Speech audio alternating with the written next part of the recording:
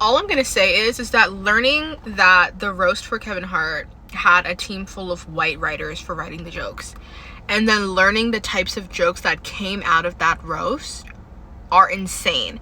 And again, a lot of people are gonna just be like, oh my god, well, people are too sensitive and whatnot, like, you know, everyone is snowflakes now.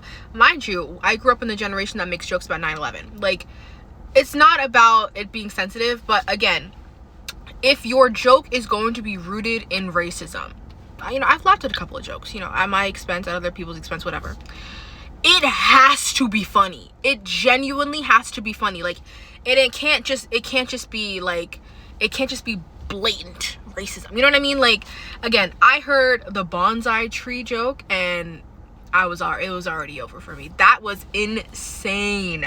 And then mentioning George Floyd and all that, uncalled for. It didn't add anything. Like, it wasn't even funny. So I just, like, again, it has to almost be, I don't know how to say it.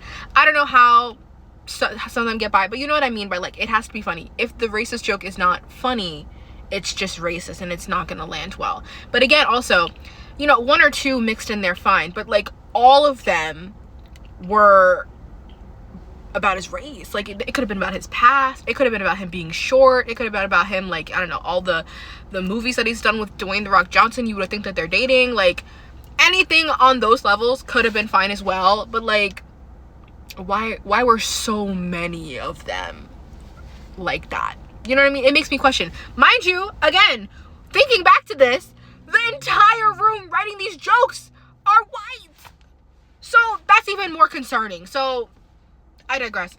That I hope that they don't work in Hollywood anymore, period. I know that they will, and I know that, you know, it's just gonna be a slap on the wrist, you know, no one's gonna care, but from my standpoint, they need to go right now.